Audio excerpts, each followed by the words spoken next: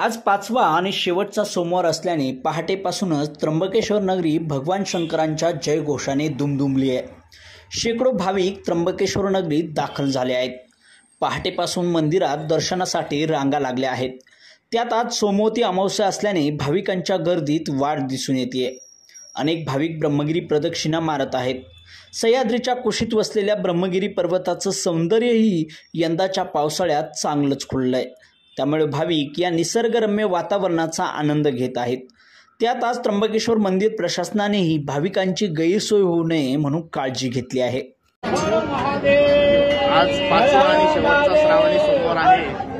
त्र्यंबकेश्वर भगवान त्र्यंबकराजाच्या दर्शनासाठी सकाळपासून पहाटे 4:30 वाजेपासून भाविकांची रीघ लागलेली आहे। सोमवती अमावस्या असल्याने अधिकचे भाविक या ठिकाणी दर्शनासाठी येत आहेत। श्रावण महिना यावर्षी 5 सोमवार असल्याने या शेवटच्या सोमवारी देखील प्रदक्षिणा मारणाऱ्यांची गर्दी तसेच दर्शन घेणाऱ्यांची गर्दी प्रचंड प्रमाणात वाढलेली आहे।